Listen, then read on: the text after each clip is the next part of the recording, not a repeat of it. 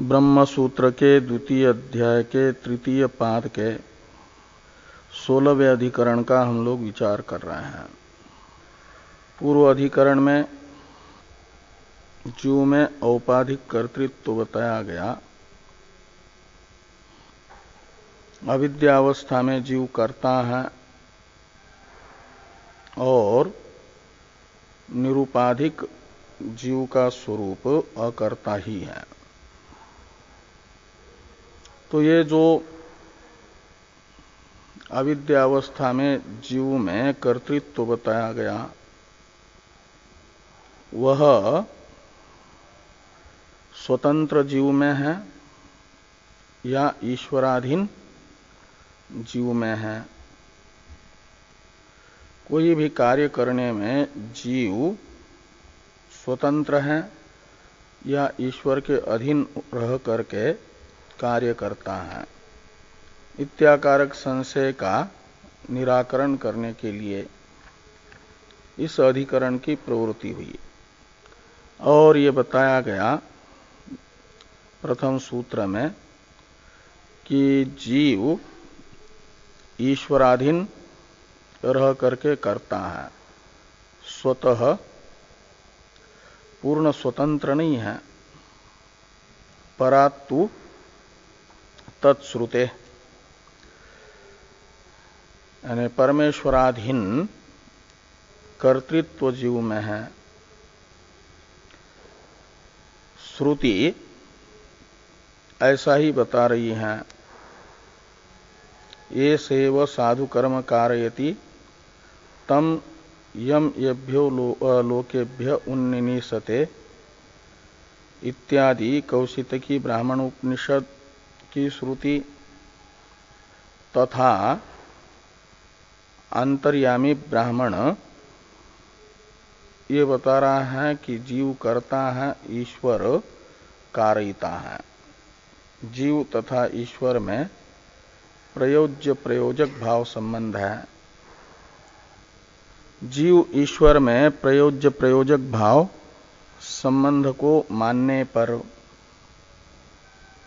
ईश्वर को जीव का कारिता और ईश्वर से प्रेरित होकर के जीव में कर्तृत्व मानने पर दोष बताया था।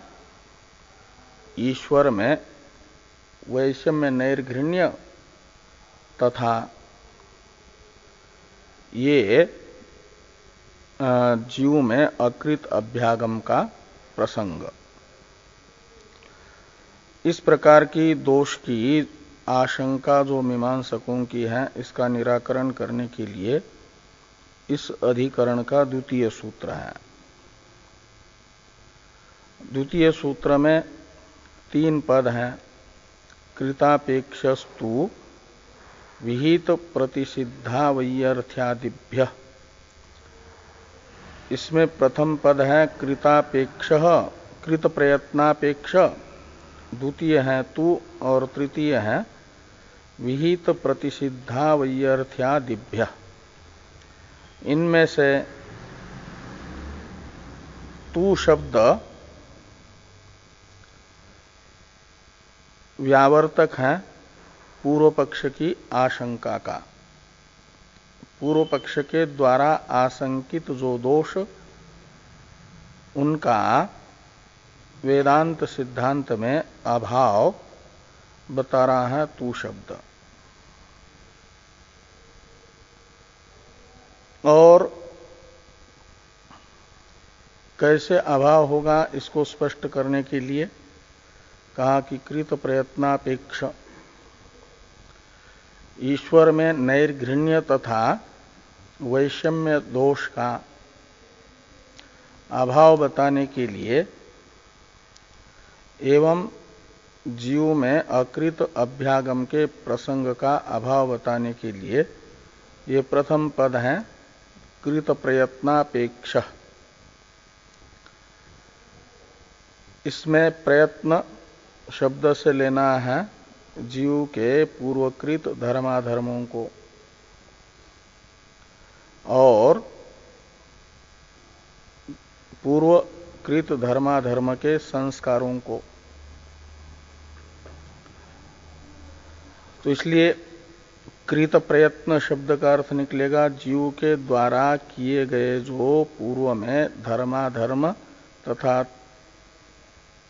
उनके संस्कार हैं, उनकी अपेक्षा होती है ईश्वर को कारयिता बनने के लिए। उनकी अपेक्षा से ईश्वर विषम जगत का भी निर्माण करते हैं और विषम कार्यक्रम संघातों का भी निर्माण करते हैं और विषम भोग्य पदार्थों का भी निर्माण करते हैं। और वर्तमान में प्राणियों को उनके शुभाशुभ संस्कारों के अनुसार शुभ कर्म या अशुभ कर्म में प्रेरित करते हैं, कारयिता बन जाते हैं। इसे कृत प्रयत्नापेक्ष इस पद के द्वारा थोड़ा अध्यार करके कहा गया। तो स्वतंत्र ईश्वर यदि प्राणियों से शुभाशुभ कर्म कराएगा तब तो ईश्वर में नैर्घृण्य तथा वैषम्य नामक दोष आ सकता है। ईश्वर प्राणियों से कर्म जरूर करा रहे हैं, लेकिन उनके पूर्वकृत धर्माधर्म तथा तज्जनित संस्कारों की अपेक्षा से प्राणियों से शुभाशुभ कर्म ईश्वर करा रहे हैं। ऐसा कृत प्रयत्नापेक्ष इस पद से सिद्धांत अपेक्षित है। ईश्वर धर्माधर्म निरपेक्ष जीवों का कारयिता नहीं है, अपितु धर्माधर्म सापेक्ष ईश्वर जीवों का कारयिता है। इस अर्थ का ज्ञापक प्रमाण है विहित प्रतिसिद्धा वैयर्थ्यादिभ्य, इससे बताया जाता है श्रुत अर्थापत्ति प्रमाण। तो भाष्कर भगवान ने प्रथम तो इन तीन पदों में से तू पद का व्याख्यान कर दिया। सूची कटहा न्याय से प्रथम व्याख्यान किया। उसे बताया गया कि पूर्व पक्ष के द्वारा आशंकित जो दोष हैं उनका अभाव वेदांत सिद्धांत में तू शब्द बताता है। और द्वितीय पद की व्याख्या करते हुए ईश्वर जरूर कारयिता है, लेकिन पर्जन्य के तरह निमित्त कारण मात्र है जगत के वैषम्य में। इसे बताने के लिए दृष्टांत पर्जन्य का था और उस दृष्टांत का विवरण करते हुए ये कहा गया कि गुच्छ गुल्मादि जो अलग अलग जाति के पेड़ पौधे हैं उनमें अलग अलग जाति के पत्ते पुष्प फल आते हैं। ये है अंकुरगत वैषम्य, कार्यगत वैषम्य। उन कार्यगत वैषम्य का मुख्य कारण है, असाधारण कारण है बीज में वैषम्य। अलग अलग जाति का बीज है तो वृक्ष के अलग अलग पत्ते पुष्प फल आदि निष्पन्न होते हैं उन अलग अलग जाति के बीजों से। लेकिन केवल बीजों से मात्र ये नहीं होते, उसके लिए पर्जन्य की भी आवश्यकता होती है। पर्जन्य शब्द है जल का वाचक एक प्रकार से। बिना जल के विविध जाति के बीज भी विविध प्रकार के अंकुरों के निष्पादक नहीं बनते। इसके लिए आवश्यकता होती है पानी की। तो पानी जैसे बीज अंकुरों के विविधता का निमित्त बना, लेकिन पानी में किसी प्रकार से कोई वो नहीं है वैषम्य या नैर्घृण्य, वह साधारण कारण है। ऐसे ही ईश्वर भी प्राणियों के धर्माधर्म तथा शुभाशुभ संस्कारों से ये विविध प्रकार का जगत बना रहा है और विविध प्रकार की प्रवृत्ति प्राणियों की करा रहा है। इसलिए पर्जन्य के तरह साधारण निमित्त होने से ईश्वर में नैर्घृण्य एवं वैषम्य की आपत्ति नहीं आती। ये प्रथम पद का अर्थ भाष्कर भगवान ने भाष्य में बता दिया है। अब द्वितीय पद की व्याख्या प्रारंभ करते हैं भाष्कर भगवान। द्वितीय पद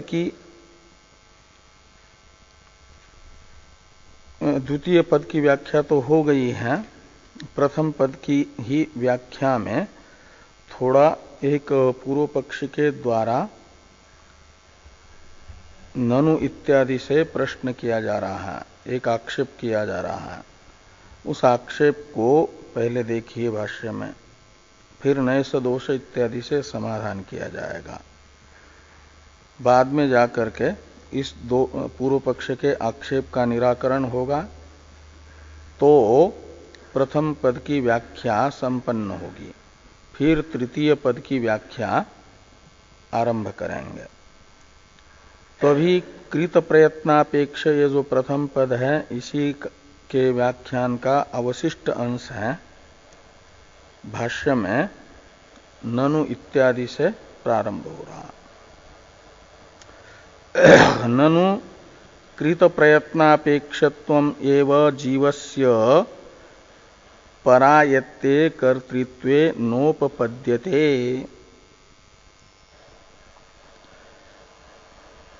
कहते ईश्वर में कृत प्रयत्नापेक्षत्व ही न उपपद्यते, ऐसे लगाना, ईश्वरस्य कृत प्रयत्नापेक्षत्वम एव न उपपद्यते। ईश्वरस्य पद का अध्यार कर दो। ये जो कृत प्रयत्नापेक्षत्व बताया गया प्रथम पद के द्वारा ईश्वर में, ईश्वर निरपेक्ष विषम जगत का कर्ता नहीं है और प्राणियों की जो अनेकों प्रकार की प्रवृत्ति करा रहे हैं उनके प्रति भी निरपेक्ष नहीं है, अपितु धर्माधर्म सापेक्ष है। ये जो सिद्धांतियों ने बताया, इस पर आक्षेप किया जा रहा है कि ईश्वरस्य कृत प्रयत्नापेक्षत्वम एव न उपपद्यते।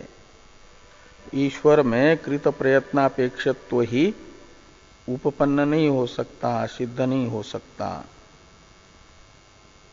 कब? तो कहते जीवस्य परायत्ते कर्तृत्वे सती, ये सती सप्तमी है। जीव में परायत्त कर्तृत्व मानेंगे। आयत्त शब्द का अर्थ होता है अधीन और पर का अर्थ है परमेश्वर।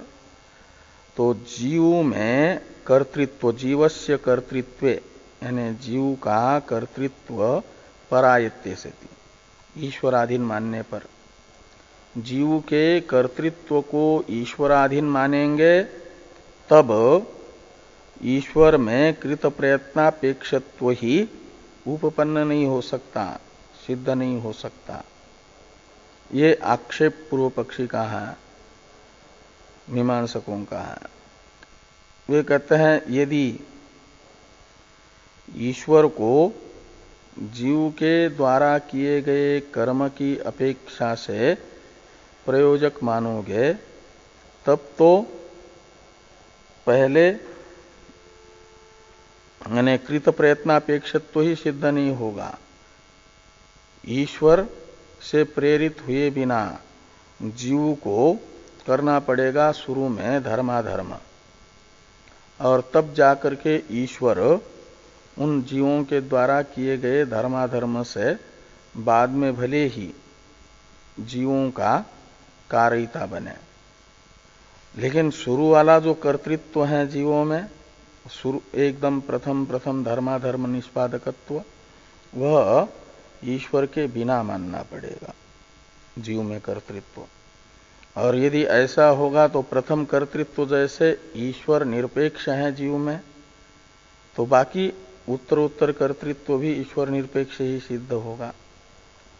इस अभिप्राय से मीमांसकों की ये आशंका हुई कि जीवस्य परायत्ते कर्तृत्वे सति ईश्वरस्य कृत प्रयत्नापेक्षत्वम एव न उपपद्यते।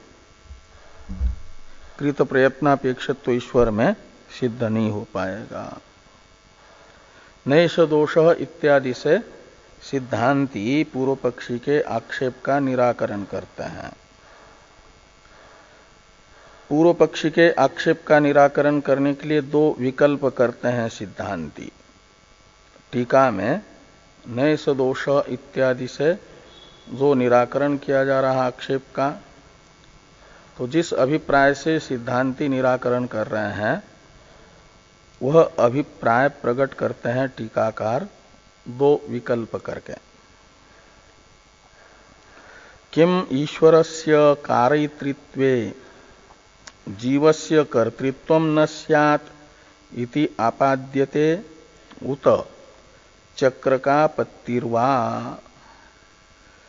ईश्वर को जीव का कारयिता मानने पर जीव में कर्तृत्व सिद्ध नहीं हो पाएगा। कर्तृत्वाभाव की आपत्ति बताई जा रही है आप लोगों के द्वारा, या चक्र का पत्ति नामक दोष बताया जा रहा है। ये दो विकल्प सिद्धांती आक्षेपकर्ता के प्रति कर रहे हैं। हाँ, तो जीव को कारयिता मानेंगे, तो ईश्वर को कारयिता मानेंगे तो जीव में कर्तृत्वाभाव बताना चाहते हो या चक्र बताना चाहते हो? ये जो प्रश्न हुआ उसमें से प्रथम का निषेध कर रहे हैं। अब क्या पूछ रहे हैं? पहले में तो जीव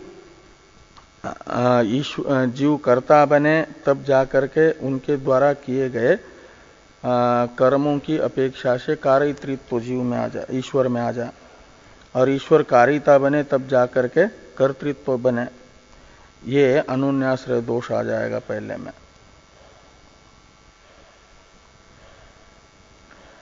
तो इस प्रकार ये प्रथम का निषेध करते हैं, इसलिए कहते हैं नाद्य इति आह नैष दोष इति। प्रथम विकल्प यदि पूर्व पक्षी अपनाते हैं कि जीव का ईश्वर को कारयिता मानेंगे तो जीव में कर्तृत्व सिद्ध नहीं होगा, ये प्रथम विकल्प यदि करते हैं अनुन्याश्रय दोष विषयक, तो इसका निराकरण किया जा रहा है कि नैष दोष। कहते परायत्येपि ही कर्तृत्वे करोत्येव जीवः कुर्वन्तं ही तम ईश्वरः कारयति। तो कहते भले ही ईश्वराधीन कर्तृत्व जीव का हो तो भी कर्ता तो जीव ही है। तो ये कह रहे हैं कि परायत्येपि ही कर्तृत्वे, यानी जीवस्य कर्तृत्वे परायत्येपि, ईश्वराधीन कर्तृत्व जीव में होने पर भी, यानी ईश्वर जीव का कारयिता होने पर भी, जीव करोत्येव, जीव प्रयोज्य करता है, ईश्वर प्रयोजक करता है। इसलिए कहते हैं कि कुर्वन्तम ही तम ईश्वरः कारयति। शुभाशुभ कर्म करने वाले जीव से ईश्वर शुभाशुभ कर्म कराते हैं, लेकिन करता तो है सीधा जीव ही, प्रयोज्य करता जीव है। इसके लिए टीका में एक उदाहरण बताया कि अध्यापकाधीनस्य वटोर मुख्य अध्ययन कर्तृत्व दर्शनात् इति भावः। तो जैसे बटु यानी ब्रह्मचारी अध्यापकों के अधीन होता है अध्ययन के लिए, तो अध्यापक जो पढ़ाते हैं, जो अध्ययन कराते हैं, वह अध्ययन करता है बटु। तो कहते हैं अध्यापकाधीनस्य बटोर मुख्य अध्ययन कर्तृत्व दर्शनात्।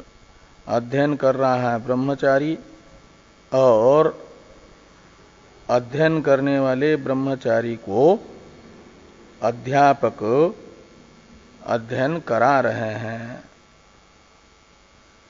तो जैसे विद्यार्थी में अध्ययन कर्तृत्व है और अध्यापक में अध्ययन कारितृत्व है। अध्यापक अध्ययन का कारिता होने पर भी मुख्य अध्ययन कर्तृत्व यानी प्रयोज्य कर्तृत्व अध्ययन का बटु में है, ब्रह्मचारी में है। वैसे ही ईश्वर कारिता होने पर भी प्रयोज्य कर्ता जीव होगा।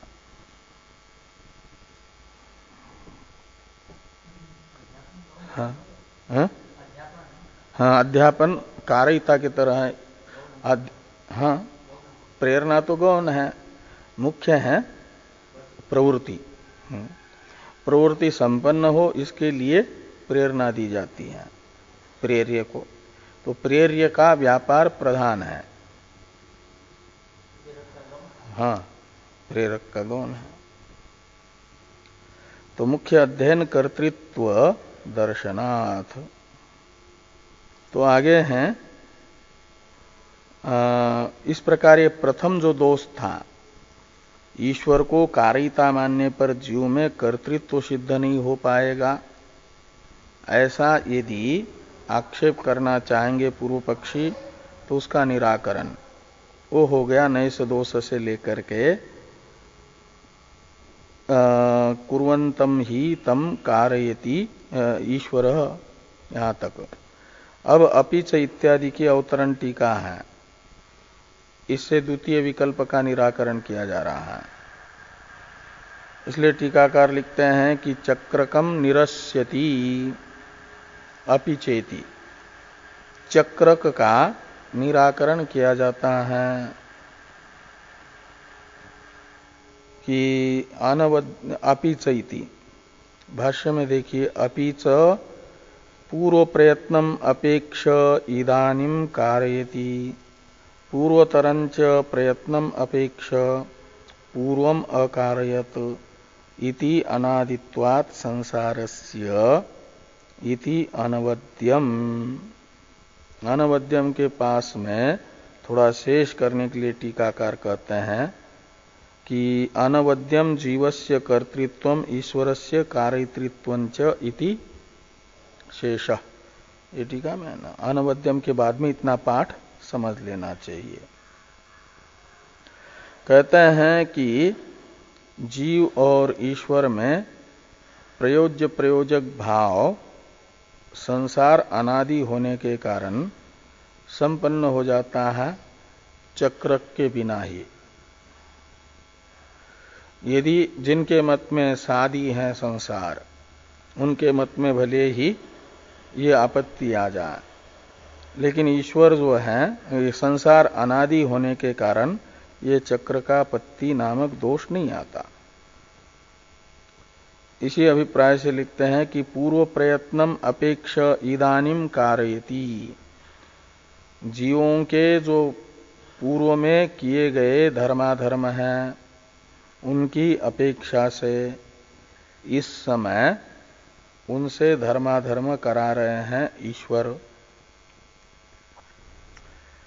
और पूर्व में जो जीवों ने किए हुए धर्माधर्म हैं वो भी तो ईश्वर ने ही कराए हैं।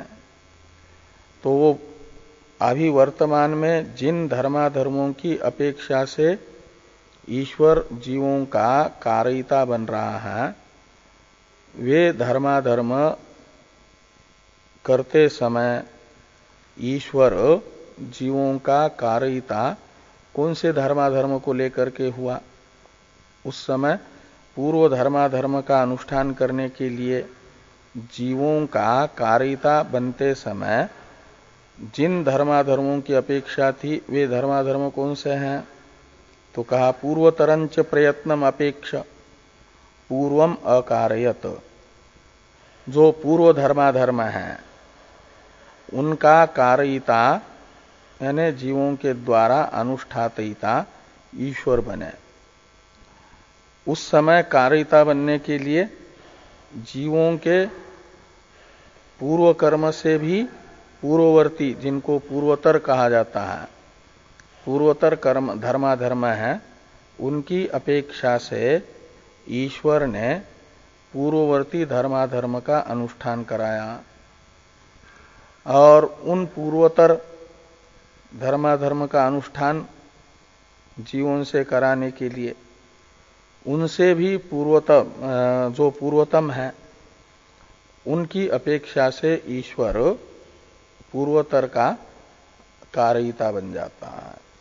इस प्रकार ये एक एक पूर्ववर्ती धर्माधर्म की कल्पना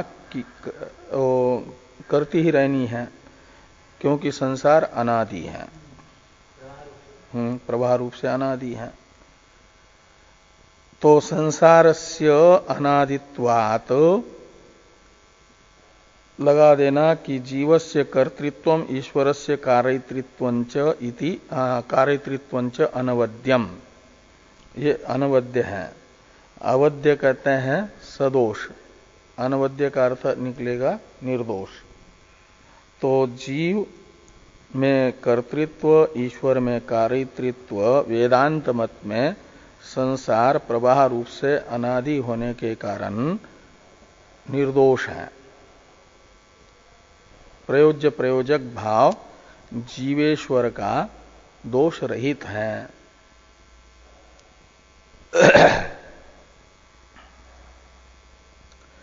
अब ये अनवद्यम यहां तक के ग्रंथ से भाष्य में सूत्रस्थ प्रथम पद की व्याख्या संपन्न हुई। तृतीय पद है सूत्र में विहित प्रतिषिद्धा वैयर्थ्यादिभ्य। इसका व्याख्यान भाष्यकार भगवान प्रारंभ करते हैं कथम पुनः इत्यादि से। इसका अवतरण है टीका में ईश्वरस्य सापेक्षत्वे विद्यादि शास्त्र प्रामाण्य अन्यथा अनुपपत्तिम प्रमाणयति कथम इत्यादिना। ईश्वरस्य सापेक्षत्वे सति, ईश्वर को सापेक्ष मानने पर, ईश्वर की सापेक्षता में, ईश्वर की सापेक्षता का निश्चायक प्रमाण वेद व्यास जी ने बताया विहित प्रतिषिद्धा वैयर्थ्यादिभ्य इस तृतीय पद से अर्थापत्ति प्रमाण को। वो अर्थापत्ति प्रमाण है विद्यादि शास्त्र प्रामाण्य अन्यथा अनुपपत्ति शब्द से बताया गया।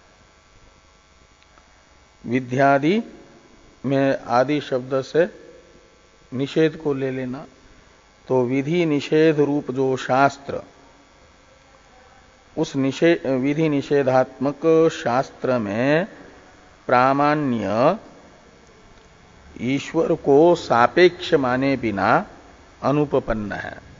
जैसे दिन में न खाते हुए रात्रि भोजन के बिना देवदत्त का पीनत्व अनुपपन्न है, असिद्ध है। जो दिन में नहीं खाता है और खूब स्वस्थ है, ठीक है, मोटा है, ऐसा दिख रहा है, तो निश्चित ही स्वस्थ और मोटापा का हेतुभूत जो भोजन है उसका आक्षेप किया जाता है कि दिन में नहीं खाता है तो रात में खाता होगा, ऐसा। तो ये रात्रि भोजन का जो ज्ञान हो रहा है, देवदत्त में दिखने वाले पीनत्व को बिना भोजन के अनुपपन्न देख करके हो रहा है। भोजन के बिना पीनत्व संभव नहीं है, और यदि पीन है तो रात्रि भोजन दिन में नहीं खा रहा ये कह रहे हैं, तो रात्रि भोजन जरूर कर रहा, ये ज्ञान अर्थापत्ति प्रमाण से होता है। ऐसे मीमांसकों को विधि और निषेधात्मक वेद को प्रमाण मानना आवश्यक है, वो मानते ही हैं। वे कहते विधि निषेधात्मक वेद प्रमाण है। तो विधि निषेधात्मक वेद का प्रामाण्य कहते हैं ईश्वर को जीवों के द्वारा किए गए धर्माधर्म की अपेक्षा से कारिता माने बिना अनुपपन्न है। विधि वाक्य में और निषेध वाक्य में प्रामाण्य सिद्ध नहीं हो सकता ईश्वर को धर्माधर्म सापेक्ष न मानने पर। इसलिए ये जो विद्यादि शास्त्र प्रामाण्य अन्यथा अनुपपत्ति रूप अर्थापत्ति प्रमाण है, उसे बताते हैं ईश्वर क्या नाम भाष्यकार भगवान कथम इत्यादि से। प्रमाण इति का करता है भगवान भाष्यकार। तो कथम पुनः अवगम्यते कृत प्रयत्नापेक्ष ईश्वर इति। कारिता बनने के लिए ईश्वर कृत प्रयत्नापेक्षा यानी जीवों के पूर्वकृत धर्माधर्म की अपेक्षा रखते हैं। जीवों का कारिता बनने के लिए ईश्वर, ये आपको किस प्रमाण से ज्ञात हुआ? कथम अवगम्यते यानी कौन से प्रमाण ने ईश्वर में कृत प्रयत्नापेक्षत्व का ज्ञापन किया है? ये जो प्रश्न है पूर्व पक्षी का, इसका समाधान किया जा रहा है विहित प्रतिसिद्धा वैयर्थ्यादिभ्य इस तृतीय पद से। उसकी व्याख्या भाष्यकार भगवान प्रारंभ कर रहे हैं। विहित प्रतिसिद्धा वैयर्थ्यादिभ्य इति आह। यहां आह का करता है भगवान सूत्रकार, सूत्रकार भगवान वेद व्यास जी। ईश्वर के कृत प्रयत्न सापेक्षता में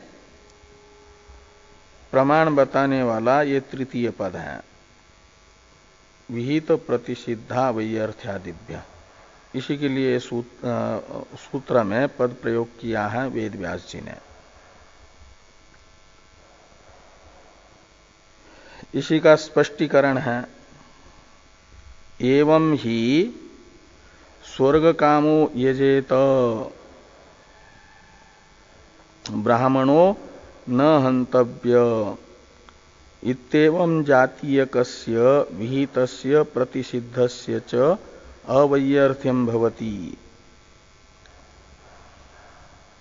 अन्यथा तद अनर्थकम स्यात्। तो एवं ही में एवं का अर्थ है ईश्वर को कृत प्रयत्न सापेक्ष मानने पर ही, ये एवं ही का अर्थ है। पूर्व में कृत प्रयत्न सापेक्ष बताया ना ईश्वर को, तो ईश्वर में कृत प्रयत्न सापेक्षत्व होने पर ही स्वर्ग कामो यजेत ब्राह्मणो न हंतव्य, ये जो विधि और प्रतिषेध हैं ये इनमें अवैयर्थ्यम यानी अप्रामाण्यम भवति, ये क्या प्रामाण्यम भवति, वैयर्थ्यम का तो अर्थ होता है प्रामाण्यम, अवैयर्थ्यम का अर्थ निकलेगा प्रामाण्यम। तो ईश्वर को कृत प्रयत्न सापेक्ष मानने पर ही स्वर्ग कामो यजेत इस विधि वाक्य में और ब्राह्मणो न हंतव्य इस निषेध वाक्य में अवैयर्थ्य यानी प्रामाण्यम भवति। और अन्यथा का अर्थ है जो एवं शब्द का अर्थ बताया उससे विपरीत। एवं शब्द का अर्थ है ईश्वर में कृत प्रयत्न सापेक्षत्व, अन्यथा शब्द का अर्थ है ईश्वर को कृत प्रयत्न सापेक्ष नहीं मानेंगे यदि, ये अन्यथा का अर्थ निकलेगा। ईश्वर को कृत प्रयत्न सापेक्ष न मानने पर तद अनर्थकम स्यात्, तद यानी ये विधि निषेधात्मक शास्त्रम, अनर्थकम यानी अप्रमाणम स्यात्, ये ईश्वर कृत प्रयत्न सापेक्ष नहीं होगा तो विधि निषेधात्मक शास्त्र अप्रमाण होगा। ये अन्यथा तद अनर्थकम स्यात् का अर्थ है। टीकाकार एवं तथा अन्यथा शब्द का अर्थ बता रहे हैं। थोड़ी टीका को देखिए और साथ में ईश्वर एव इत्यादि वाक्य का अवतरण भी लिखते हैं। एवं सापेक्षत्वे सती अवैयर्थ्यम भवति, जो भाष्य में एवं ही स्वर्ग कामो यजेत इत्यादि में एवं शब्द है ना, उस एवं का अर्थ कर दिया टीका में टीकाकार ने सापेक्षत्वे सती, यानी ईश्वरस्य कृत प्रयत्न अपेक्षत्वे सती, ऐसा लगाना। जीवों के द्वारा किए गए पूर्व धर्माधर्म की अपेक्षा ईश्वर को होने पर अवैयर्थ्यम भवति, यानी विधि निषेधात्मक शास्त्रस्य प्रामाण्यम भवति, अवैयर्थ्यम भवति का अर्थ निकलेगा। और अन्यथा यानी भाष्य में दूसरे वाक्य में जो अन्यथा पद है उसका अर्थ कर रहे हैं अनपेक्षत्वे, यानी ईश्वरस्य धर्माधर्म जीवकृत धर्माधर्म अनपेक्षत्वे, ये अन्यथा शब्द का अर्थ निकलेगा। जीव के द्वारा किए गए पूर्व धर्माधर्म की अपेक्षा ईश्वर को कारयिता बनने के लिए न मानने पर निरपेक्ष ही कारयित्व ईश्वर में मानेंगे यदि, तब तो वैयर्थ्यम यानी धर्माधर्म के विधायक तथा निषेधक विधि और निषेधात्मक शास्त्र में अप्रामाण्य आएगा। ये बताया अन्यथा तदनर्थकम स्यात् से। अब वो कैसे अप्रामाण्य आएगा उसको प्रपंच यानी स्पष्ट करते हैं ईश्वर एव इत्यादि से। तो ईश्वर एव विधि प्रतिषेधयोर नियुज्येत अत्यंत परतंत्रत्वात् जीवस्य, यदि ईश्वर को जीव के द्वारा किए गए पूर्व कर्म की अपेक्षा नहीं है कारयिता बनने के लिए, पूर्ण स्वतंत्र प्रयोजक है ईश्वर, कारयिता है, ऐसा मानेंगे तब तो विधि प्रतिषेधयोर ईश्वर एव विधि प्रतिषेधयोर नियुज्येत, एवकार बता रहा कर्म सापेक्ष ईश्वर नहीं, स्वतंत्र ईश्वर ही विधि और प्रतिषेध का नियोक्ता बनेगा। यदि विधि और प्रतिषेध में जीव को प्रवृत्त करेगा, विहित कर्म में और निषिद्ध कर्म में यानी धर्माधर्म में प्रवृत्त कर लेगा, तो अत्यंत परतंत्रत्वा जीवस्य, तो जीव तो अत्यंत परतंत्र हो जाएगा ईश्वराधीन होने से। ईश्वर ही कर्म निरपेक्ष ईश्वर ही कारयिता बन जाएगा तो क्या होगा फिर? कहते तथा विहित कारिणम अपि अनर्थेन संसृजेत और प्रतिषिद्ध कारिणम अपि अनर्थेन ततश्च प्रामाण्यम वेदस्य अस्तम इयात। तो ईश्वर कर्म निरपेक्ष ही फलदाता है ऐसा मानेंगे, कर्म सापेक्षता ईश्वर की हटा ही देंगे यदि, तब तो क्या होगा? एक तो कर्म निरपेक्ष ईश्वर को कारिता मानेंगे तो धर्माधर्म में प्रयुक्त करने वाला शास्त्र न होकर के ईश्वर ही होगा, एक ये आपत्ति आएगी। विधि और निषेध की आवश्यकता ही नहीं होगी।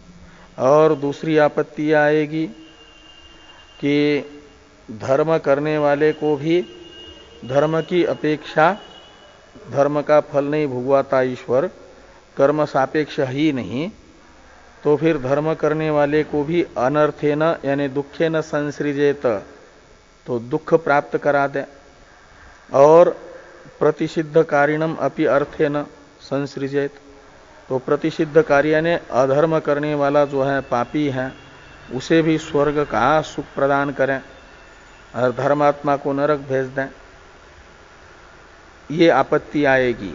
कर्म निरपेक्ष ईश्वर को यदि फलदाता मानेंगे और ततश्च प्रामाण्यम वेदस्य अस्तम यात, और ऐसा यदि होगा तब तो वेद का जो प्रामाण्य है वह अस्तम यात यानी समाप्त हो जाएगा, वेद में अप्रामाण्य की आपत्ति आएगी। ये सब कब होगा? यदि ईश्वर को कर्म सापेक्ष कारिता नहीं मानेंगे तो। इसलिए वेद के प्रामाण्य की सिद्धि के लिए, वेद में प्रामाण्य बना रहे इसके लिए कर्म सापेक्ष ईश्वर है ये मानना ही उचित है। विहित प्रतिषिद्ध अवैयर्थ्य यानी प्रामाण्य इसके बिना संभव नहीं है ईश्वर को कर्म सापेक्ष माने बिना, इसलिए ईश्वर कर्म सापेक्ष है ये माना जाए। आगे हैं तथा ईश्वरस्य च अत्यंत अनपेक्षत्वे लौकिकस्यापि पुरस्कारस्य वैयर्थ्यम।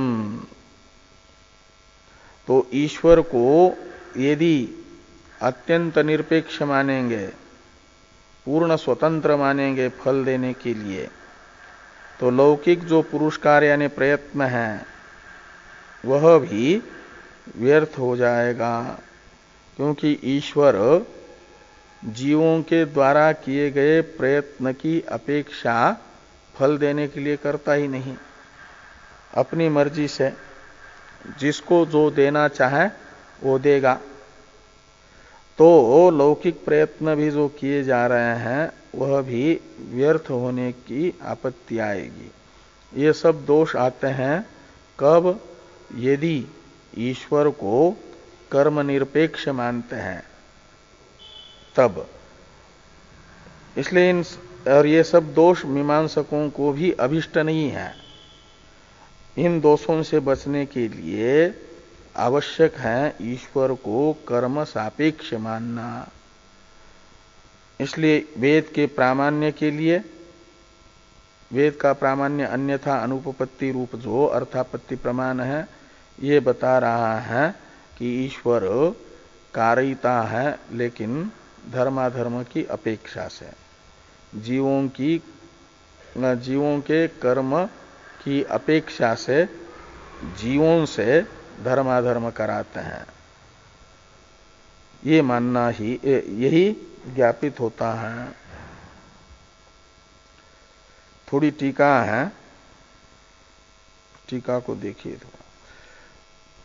तयोः स्थाने स एव नियुज्येत अभिषिच्येत। तयोः स्थाने में तयो शब्द का अर्थ है विधि प्रतिषेध, और स का अर्थ है ईश्वर। तो तयोहो स्थाने यानी विधि और प्रतिषेध के स्थान पर क्या होगा कि स एव यानी कर्म निरपेक्ष ईश्वर एव नियुजेत और अभिषिचेत, नियुक्त करेगा और अभिषिचेत, अभिषिचेत ऐसा लिखा है यानी हटाएगा, इस अर्थ में अभिषिचेत पद का प्रयोग है, समझ लो। विधि और निषेध का जो कार्य है वो स्वयं ही ईश्वर, हाँ, तो ईश्वर स्वयं ही ये कार्य करेगा विधि और प्रतिषेध का, तो विधि प्रतिषेध व्यर्थ हो जाएगा। और तयोहो कार्यम स एव कुर्यात इति यावत, तयोहो कार्य यानी विधि और प्रतिषेध रूपी शास्त्र का जो कार्य है नियोग एवं निवृत्ति कराना रूप, वह ईश्वर स्वयं ही कराएगा। तयोहो कार्यम सएव कुर्यात, ये आपत्ति आएगी यदि कर्म निरपेक्ष ईश्वर कारयिता होगा तो। और तथा च जीवस्य निरपेक्ष ईश्वर परतंत्रत्वात् विद्यादि शास्त्रम अकिंचित करम अनर्थकम स्यात् इति संबंध। तो निरपेक्ष ईश्वर के अधीन जीव होने से विद्यादि शास्त्र जो है अकिंचित कर होकर के अनर्थक यानी अप्रमाण हो जाएगा। लौकिकस्यापि पुरुषकारस्य वैयर्थ्यम प्रसज्जेत, ये जो वाक्य है वहां पर पुरुषकार पद आया ना, तो पुरुषकार शब्द का अर्थ बता रहे टीकाकार कि पुरुषकार यानी प्रयत्न, पुरुषकार शब्द का अर्थ है प्रयत्न। और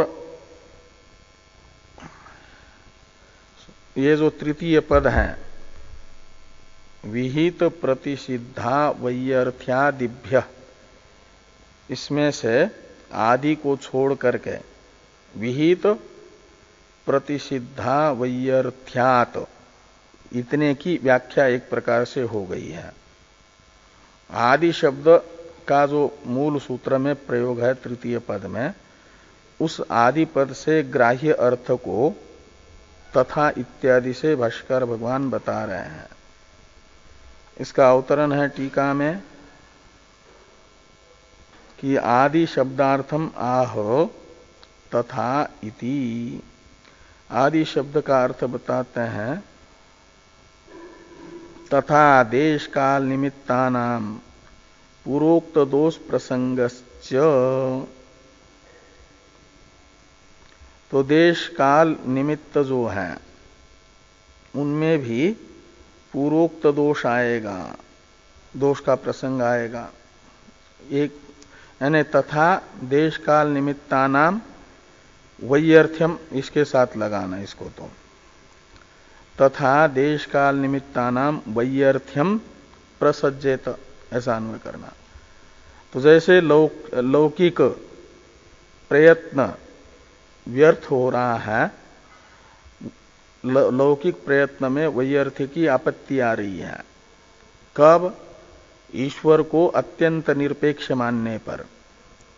वैसे तथा का अर्थ है देश काल निमित्तानाम वैयर्थ्यम प्रसज्जेत, ईश्वर यदि पूर्ण स्वतंत्र है तो जैसे ईश्वर को कर्म की अपेक्षा नहीं है प्राणियों को फल भुगवाने के लिए, ऐसे देश काल और निमित्त की भी अपेक्षा नहीं पड़ेगी।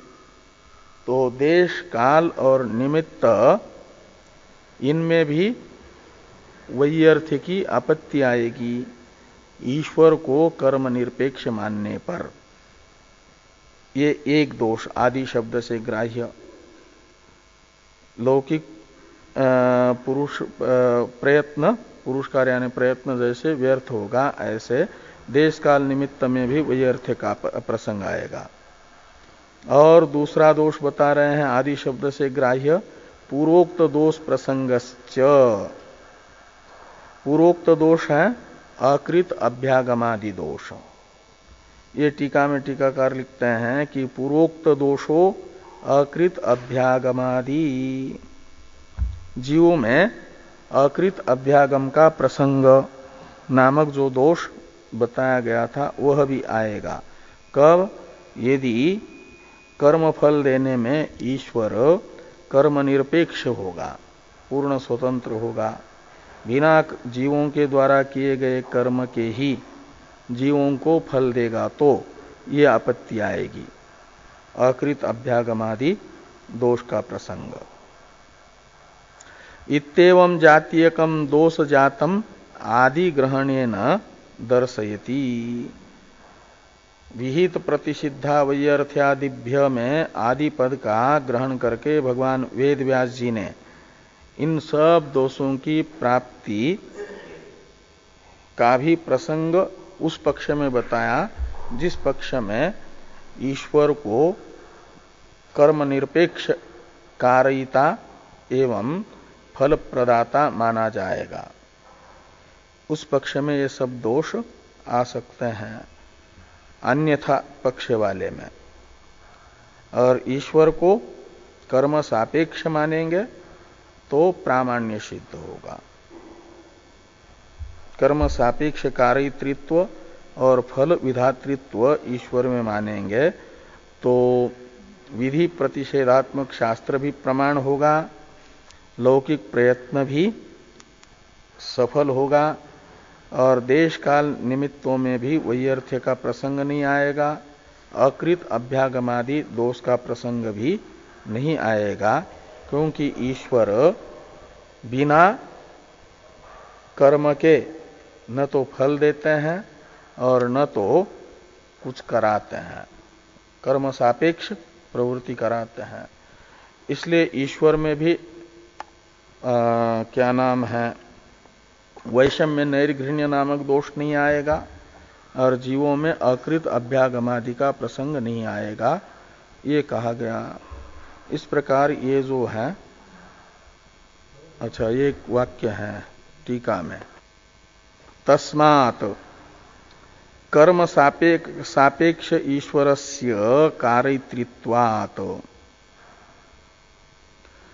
एषेव इत्यादि श्रुतेर विद्यादि श्रुति अविरोध इति सिद्धम। तो कर्म सापेक्ष ईश्वर में कारित्रित्व होने से एषेव साधु कर्म कारयति तम यम येभ्यो लोकेभ्य उन्निनीसते इत्यादि श्रुति का यजेत स्वर्ग काम इत्यादि विद्यादि श्रुति के साथ अविरोध सिद्ध होगा, विरोध का परिहार होगा। ये 16वें अधिकरण का विचार संपन्न होता है। इस पाद का अंतिम अधिकरण है 17वां अधिकरण, अंशाधिकरण। इस पर चर्चा हम लोग कल से करेंगे।